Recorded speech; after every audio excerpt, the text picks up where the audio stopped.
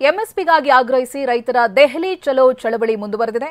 14,000 ಅನ್ನದಾತರು ದೆಹಲಿಗೆ ಎಂಟ್ರಿ ಕೊಡುವುದಕ್ಕೆ ಮುನ್ನುಗ್ಗಿದ್ರು. ಅವರನ್ನ ತಡೆದ ಪೊಲೀಸರು ಅಶ್ರುವಾಯು ಸಿಡಿಸಿದ್ರು. ಈ ಸುದ್ದಿಗಳನ್ನು ನೋಡೋಣ ಸಮಗ್ರ ಸಮಾಚಾರ ನ್ಯೂಸ್ ಎಕ್ಸ್‌ಪ್ರೆಸ್‌ನಲ್ಲಿ. ಇಂದು ಮಧ್ಯಾಹ್ನ 14,000 ರೈತರು ದೆಹಲಿಯತ್ತ ನುಗ್ಗಲು ಪ್ರಯತ್ನಿಸಿದ್ರು. ಇದಕ್ಕಾಗಿ ರೈತರು 1,200 ಟ್ರ್ಯಾಕ್ಟರ್ ಟ್ರಾಲಿಗಳು, 300 ಕಾರು ಮತ್ತು 10 ಮಿನಿ ಬಸ್ಗಳೊಂದಿಗೆ ಗಡಿಯುದ್ದಕ್ಕೂ ಅನ್ನದಾತರು ಜಮಾಯಿಸಿದ್ರು. ದೆಹಲಿ ಪೊಲೀಸರು ಅಲರ್ಟ್ ಆಗಿದ್ದು ಭದ್ರಕೋಟೆಯನ್ನೇ ರಚಿಸಿದ್ದಾರೆ. ಆದರೆ ರೈತರು ಇದಕ್ಕೆ ಸೊಪ್ಪು ಹಾಕಿಲ್ಲ.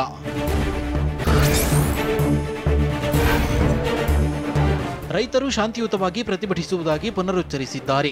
ಬ್ಯಾರಿಕೇಡ್ಗಳನ್ನು ತೆಗೆದು ದೆಹಲಿಗೆ ಅಡೆತಡೆ ಇಲ್ಲದೆ ತೆರಳಲು ಅವಕಾಶ ಕಲ್ಪಿಸಿ ಸರ್ಕಾರದೊಂದಿಗೆ ಎಲ್ಲ ಮಾತುಕತೆ ನಡೆಸಿದ್ದೇವೆ. ಕೇಂದ್ರ ನಿರ್ಣಯ ಕೈಗೊಂಡ್ರೆ ಪ್ರತಿಭಟನೆಯನ್ನ ಹಿಂಪಡೆಯುವುದಾಗಿ ಕಿಸಾನ್ ಮಜ್ದೂರ್ ಮೋರ್ಚಾ ಹೇಳಿದೆ. अपने जवानों के ऊपर अटैक नहीं करेंगे, वो हमारे हैं। हम सरकार से आज भी मांग करेंगे कि दिल्ली से बड़ा फैसला करें। ಮತ್ತೊಂದೆಡೆ ರೈತರು ಶಾಂತಿ ಕಾಪಾಡಬೇಕೆಂದು ಮನವಿ ಮಾಡಿರುವ ಕೃಷಿ ಸಚಿವ ಅರ್ಜುನ್ ಮುಂಡಾ 5ನೇ ಸುತ್ತಿನ ಮಾತುಕತೆಗೆ ರೈತರನ್ನು ಆಹ್ವಾನಿಸಿದ್ದಾರೆ. लेते हुए पुनः 5वें दौर की बैठक और उस बैठक में ऐसे सभी मुद्दे जिन मुद्दे पर हम मिलकर समाधान निकाल सकते हैं, वार्ता के लिए हम तैयार हैं, चाहे वो एमएसपी का हो। ಪಂಜಾಬಿನ ಧಾಬಿ ಗುಜ್ರಾನ್ ಗಡಿಯಲ್ಲಿ 4,500 ಪ್ರತಿಭಟನಾಕಾರರು ಸೇರಿದ್ದಾರೆ ಎಂದು ಕೇಂದ್ರ ಗೃಹ ಸಚಿವಾಲಯ ಅಂದಾಜಿಸಿದೆ. ಹೋರಾಟಗಾರರು ಬುಲ್ಡೋಜರ್ಸ್, ಲ್ಯಾಂಡ್ ಮೂವರ್ಸ್ಗಳಂತಹ ಯಂತ್ರಗಳನ್ನು ಹರಿಯಾಣದ ಶಂಭುಗಡಿಗೆ ತಂದಿದ್ದಾರೆ. ಕಾನೂನು ಸುವ್ಯವಸ್ಥೆ ಹದಗೆಟ್ಟಿದೆ ಎಂದು ಪಂಜಾಬ್ ಸರ್ಕಾರಕ್ಕೆ ಪತ್ರ ಬರೆದಿದೆ.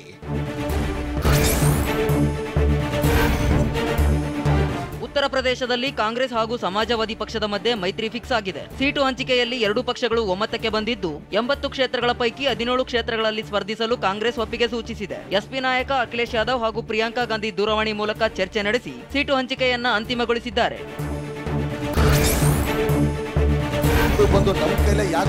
ನಟ ದರ್ಶನ್ ಹಾಗೂ ನಿರ್ಮಾಪಕ ಉಮಾಪತಿ ಗೌಡ ಮಧ್ಯೆ ಕಾಟೇರ ಟೈಟಲ್ ಕದನ ರಂಗೇರಿದೆ.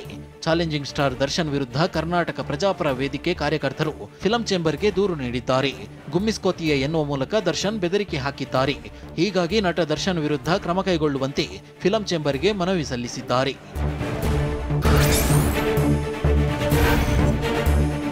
ನಿರ್ಮಾಪಕ ಉಮಾಪತಿ ಗೌಡ ವಿರುದ್ಧ ಕಾಟೇರ ನಿರ್ದೇಶಕ ತರುಣ್ ಸುಧೀರ್ ಕಿಡಿಕಾರಿದ್ದಾರೆ. ಬೇಲೂರು ಹತ್ರ ನನ್ನ ಫ್ರೆಂಡ್ದೇ ಒಂದು ಹೋಮ್ ಸ್ಟೇ ಥರ ಇತ್ತು.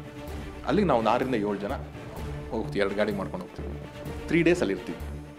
ಅಲ್ಲಿ ಇದು ಅರೌಂಡ್ 72,000 ರೂಪಾಯಿ 75,000 ರೂಪಾಯಿ ಒಂದು ಬಿಲ್ ಆಗುತ್ತೆ. ಅದನ್ನು ಉಮಾಪತಿ ಸರ್ ಕೊಡ್ತಾರೆ. ಅಲ್ಲಿಂದ ಮುಂದಕ್ಕೆ ಬಂದಲ್ಲೇ ನಡೀತು.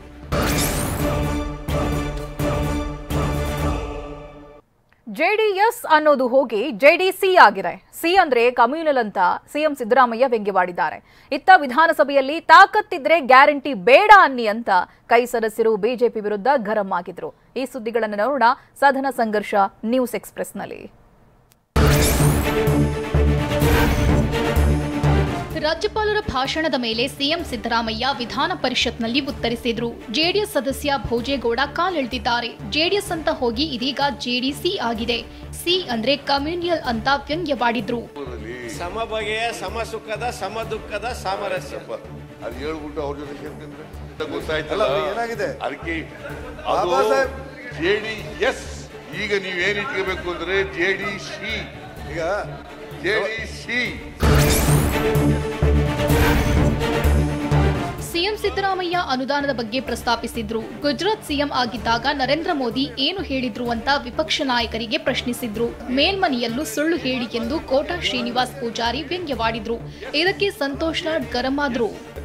ನೀವು ಹೇಳ್ತೀರಾ ಓಲಿ, ನಾನು ನೀವು ಕೆಳಮನೆಯಲ್ಲೂ ಹೇಳಿದ್ದೀರಿ ಸತ್ಯ ಅಲ್ಲ ಅಂತಾಗಿದೆ, ಅದ್ರ ಮೇಲ್ಮನೆಯಲ್ಲೂ ಹೇಳಿ, ನಮ್ದೇನು ಆಕ್ಷೇಪ ಇಲ್ಲ ಸಾಹೇಬ್ರೆ.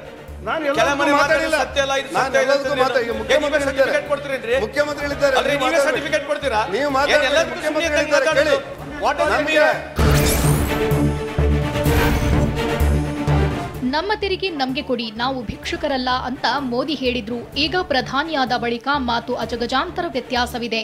1 ರೂಪಾಯಿನೂ ನಮ್ಮಿಂದ ತಗೋಬೇಡಿ, ನಾವು ಕೊಡಲ್ಲ ಅಂತ ಹೇಳಿದ್ರು ಅಂದ್ರು. ನಮ್ಮಿಂದ 1 ಪೈಸೆನೂ ಕಲೆಕ್ಟ್ ಮಾಡಬೇಡಿ, ನಮ್ಗೊಂದು ಪೈಸೆನೂ ಕೊಡಬೇಡಿ, ನಮ್ಮ ತೆರಿಗೆ ನಾವು ಉಳಿಸ್ಬೇಕು. ಯಾರು ಹೇಳಿರೋದು? ಗುಜರಾತ್ನ ಚೀಫ್ ಮಿನಿಸ್ಟರ್ ಆಗಿ ಹೇಳಿರೋದು. ಭದ್ರಾ ಮೇಲ್ದಂಡೆ ಯೋಜನೆಯ 5,300 ಕೋಟಿ ಕೊಡಿಸುವಂತೆ ಸಿಎಂ ಸಿದ್ದರಾಮಯ್ಯ ಆಗ್ರಹಿಸಿದ್ರು. ನಿಮ್ಮ ನಾಯಕತ್ವದಲ್ಲೇ ದೆಹಲಿಗೆ ಹೋಗೋಣ, ಅಮ್ಮ ತಾಯಿ ನಿರ್ಮಲಾ ಸೀತಾರಾಮನ್ ಘೋಷಣೆ ಮಾಡಿರುವ ಹಣ ಕೊಡಿ ಎಂದು ಕೇಳೋಣ ಎಂದು ಗುಡುಗಿದ್ರು. ನಿರ್ಮಲಾ ಸೀತಾರಾಮನ್ ಭೇಟಿ ಮಾಡಲಿಕ್ಕೆ ಅಪಾಯಿಂಟ್ಮೆಂಟ್ ಅವರ ಲೀಡರ್ಶಿಪ್ ನಲ್ಲಿ ಕೂತ್ಕೊಂಡು ಕೇಳೋಣ. ನೋಡಮ್ಮ ತಾಯಿ, ನೀವು 5,300 ಕೋಟಿ ರೂಪಾಯಿ ಹೇಳಿದ್ರಿ, ಅದನ್ನು ಕೊಡಿ ಅಂತ ಕೇಳೋಣ.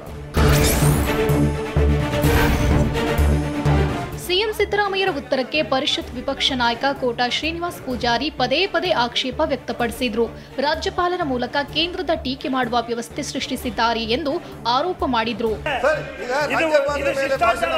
ಮುಖ್ಯಮಂತ್ರಿಗಳು ಸತ್ಯ ಹೇಳುವಾಗ ಕೇಂದ್ರ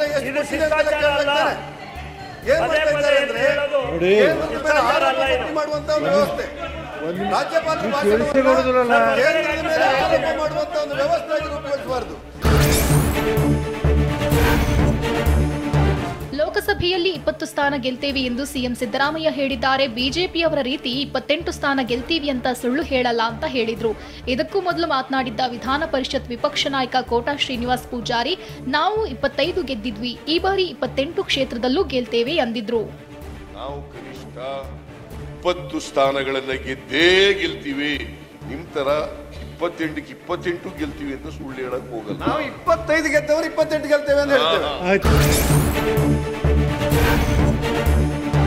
ಪುಟ್ಟಣ್ಣ ಗೆಲುವು ಬಿಜೆಪಿ ಜೆಡಿಎಸ್ಗೆ ಮಾರ್ಗಸೂಚಿ ಅಂತ ಸಿಎಂ ಸಿದ್ದರಾಮಯ್ಯ ಎನ್ಡಿಎ ಮೈತ್ರಿ ವಿರುದ್ಧ ವ್ಯಂಗ್ಯವಾಡಿದ್ದಾರೆ. ಬಿಜೆಪಿ ಜೆಡಿಎಸ್ ಏನೇ ಲಾಗ ಹಾಕಿದ್ರು ಇಷ್ಟೇ ನಿಮ್ದು, ಇದು ಎಂಪಿ ಚುನಾವಣೆಗೂ ಮಾರ್ಗಸೂಚಿ ಇದ್ದಂತೆ ಅಂತ ಟಾಂಗ್ ಕೊಟ್ರು. ಪುಟ್ಟಣ್ಣವರು 1,506 ಮತಗಳ ಅಂತರದಿಂದ ಗೆದ್ದಿದ್ದಾರೆ. 1,506 ಮತಗಳಿಂದ ಗೆದ್ದಿದ್ದಾರೆ. ಜನ ನಿಮಗೆ ಪರ್ಮನೆಂಟ್ ಆಗಿ ವಿರೋಧ ಪಕ್ಷದಲ್ಲಿ ಇರಿ ಅಂತ ಹೇಳಿದ್ದಾರೆ. ಇತ್ತ ವಿಧಾನಸಭೆಯಲ್ಲಿ ಮಾಜಿ ಸಿಎಂ ಬಸವರಾಜ ಬೊಮ್ಮಾಯಿ ರಾಜ್ಯ ಸರ್ಕಾರದ ವಿರುದ್ಧ ಕಿಡಿಕಾರಿದ್ರು. ಕೇಂದ್ರ ಸರ್ಕಾರದ ವಿರುದ್ಧ ಟೀಕೆಗೆ ಬಜೆಟ್ ಬಲಿಯಾಗಿದೆ, ತಂತಿ ಮೇಲೆ ನಡೆಯುವ ಹಣಕಾಸಿನ ಪರಿಸ್ಥಿತಿ ಇದೆ, ಗ್ಯಾರಂಟಿ ಬಗ್ಗೆ ಜಾಹೀರಾತು ಕೊಟ್ರೆ ಸುಳ್ಳು ಸತ್ಯ ಆಗಲ್ಲ ಅಂದ್ರು. 54,000 ಕೋಟಿ ಖರ್ಚು ಮಾಡೋದಕ್ಕೆ 14,000 ಕೋಟಿ ಕಡಿಮೆ ಆದಾಯವನ್ನು ಮಾಡಿದ್ದೀರಿ, ಹೆಂಗೆ ನಿಭಾಯಿಸಕ್ಕೆ ಸಾಧ್ಯ? ನೀವು ಜವಾಬ್ದಾರಿತವಾಗಿದ್ದರೆ ಆದಾಯ ಹೆಚ್ಚು ಮಾಡಿ ಗ್ಯಾರಂಟಿ ನಾವು ನಡೆಸ್ತೇವೆ ಅನ್ನುವಂಥ ಧೈರ್ಯ ಹೇಳಬೇಕಾಗುತ್ತೆ. ಆ ಕೆಲಸ ನೀವು ಮಾಡಿಲ್ಲ. ಗ್ಯಾರಂಟಿಗಳು ಕೂಡ ಪೂರ್ಣ ಪ್ರಮಾಣದಲ್ಲಿ ಮುಟ್ಟಿಲ್ಲ. ಪ್ರಚಾರ ಮಾಡಿದರೆ ಸುಳ್ಳು ಸತ್ಯ ಆಗೋದಿಲ್ಲ. ಗ್ಯಾರಂಟಿ ಕುರಿತು ಬಸವರಾಜ ಬೊಮ್ಮಾಯಿ ಮಾತನಾಡುವ ವೇಳೆ ಕಾಂಗ್ರೆಸ್ ಸದಸ್ಯರು ಕಿಡಿಕಾರಿದ್ರು. ತಾಕತ್ತಿದ್ರೆ ನಮಗೆ ಗ್ಯಾರಂಟಿ ಯೋಜನೆ ಬೇಡ ಎಂದು ಹೇಳಿ, ಸುತ್ತಿ ಬಳಸಿ ಯಾಕೆ ಬರ್ತೀರಾ ಎಂದು ವಾಗ್ದಾಳಿ ನಡೆಸಿದ್ರು. ಸುತ್ತಿ ಬಳಸಿ ಹಿಂದೆ ಮುಂದೆ ಬರ್ತೀರಾ, ತಾಕತ್ತಿದ್ರೆ ಹೇಳ್ಬಿಡಿ, ನಮಗೆ ಬೇಡ ಬೇಡ ಅಂತ ಹೇಳಿ. ಮಾನ್ಯ ಸಭಾಧ್ಯಕ್ಷರೇ,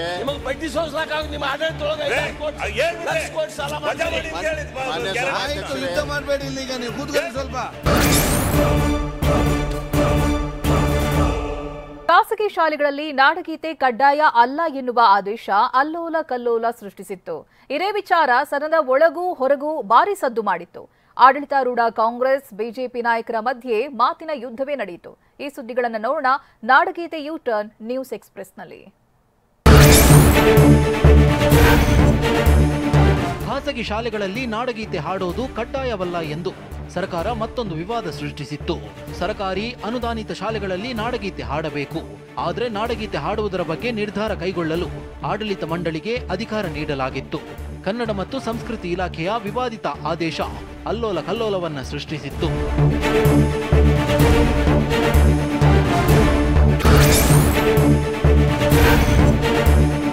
ಖಾಸಗಿ ಶಾಲೆಗಳಲ್ಲಿ ನಾಡಗೀತೆ ಕಡ್ಡಾಯವಲ್ಲ ಆದೇಶ ವಿವಾದ ಸೃಷ್ಟಿಸಿದ್ದಂತೆ ಸರ್ಕಾರ ಎಚ್ಚೆತ್ತುಕೊಂಡಿತ್ತು. ಇದಕ್ಕೆ ಸ್ಪಷ್ಟನೆ ನೀಡಿದ ಕನ್ನಡ ಮತ್ತು ಸಂಸ್ಕೃತಿ ಇಲಾಖೆ ಸಚಿವ ಶಿವರಾಜ್ ತಂಗಡಗಿ, ಪ್ರಿಂಟ್ ಮಿಸ್ಟೇಕ್ ಆಗಿದೆ, ಸಹಜವಾಗಿ ನೋಟ್ ಶೀಟ್ ಒಳಗೆ ಸಣ್ಣ ಸಮಸ್ಯೆ ಆಗಿದೆ, ಸರಿ ಮಾಡ್ತೇವೆ ಅಂತಂದ್ರು. ಒಂದು ಪ್ರಿಂಟ್ ಮಿಸ್ಟೇಕ್ ಆಗಿದೆ. ನೋಟ್ ಶೀಟಲ್ಲಿ ಎಲ್ಲ ಶಾಲೆಗಳು ಅಂತಲೇ ಇದೆ. ನೋಟ್ ಶೀಟಲ್ಲಿ ಎಲ್ಲ ಶಾಲೆಗಳು ಅಂತಿದೆ. ನಾಡಗೀತೆ ಕಡ್ಡಾಯ ಆದೇಶ ವಿವಾದವು ವಿಧಾನಸಭೆಯಲ್ಲೂ ಪ್ರಸ್ತಾಪವಾಯಿತು. ವಿಪಕ್ಷ ನಾಯಕ ಆರ್ ಅಶೋಕ್ ಮಾತನಾಡಿ, ಮೊನ್ನೆ ರಾಷ್ಟ್ರಕವಿ ಕುವೆಂಪು ಅವರ ಸಾಲುಗಳನ್ನು ತೆಗೆದಿದ್ರು. ಈಗ ನಾಡಗೀತೆ ಕಡ್ಡಾಯ ಅಲ್ಲ ಎಂಬ ಆದೇಶ ಹೊರಡಿಸಿದ್ದಾರೆ. ಈ ಸರ್ಕಾರದಲ್ಲಿ ಏನಾಗ್ತಿದೆ ಎಂದು ಪ್ರಶ್ನಿಸಿದ್ರು. ಕುವೆಂಪು ಅವ್ರ ಬಗ್ಗೆ ಮೊನ್ನೆ ನೋಡಿದ್ರೆ ಅವ್ರ್ಯಾರೋ ಮಣಿವಣ್ಣನ ಆ ಬೋರ್ಡ್ಗಳನ್ನೆಲ್ಲ ಜ್ಞಾನ ದೇಗುಲ ಕೈ ಅದನ್ನು ತೆಗೆದಾಕಿದೆ. ತಿರ್ಗಾ ಗಲಾಟೆ ಆದ್ಮೇಲೆ ಅದನ್ನ ಹಾಕ್ತೀನಿ ಅಂತ ಹೇಳಿದ್ರು.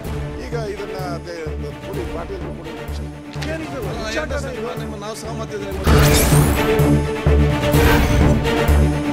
ನಾಡಗೀತೆ ಬಗ್ಗೆ ತಿದ್ದುಪಡಿಗೆ ವಿಪಕ್ಷಗಳು ವಿರೋಧ ವ್ಯಕ್ತಪಡಿಸುತ್ತಿದ್ದಂತೆ ಸಚಿವರು ಸದನದಲ್ಲೇ ಸ್ಪಷ್ಟನೆ ನೀಡಿದ್ರು. ಕನ್ನಡ ಮತ್ತು ಸಂಸ್ಕೃತಿ ಇಲಾಖೆ ಸಚಿವ ಶಿವರಾಜ್ ತಂಗಡಗಿ ಮಾತನಾಡಿ ಮುದ್ರಣ ದೋಷದ ಬಗ್ಗೆ ಸ್ಪಷ್ಟೀಕರಿಸಿದ್ರು. ಈ ವೇಳೆ ಸದನದಲ್ಲಿ ಆಡಳಿತ ವಿಪಕ್ಷಗಳ ಮಧ್ಯೆ ವಾಗ್ವಾದ ನಡೆಯಿತು. ವಿಪಕ್ಷಗಳ ಸದಸ್ಯರು ಸಭಾತ್ಯಾಗ ಮಾಡಿದ್ರು. ಅದನ್ನೇ ಹೇಳಿ ಅಂತ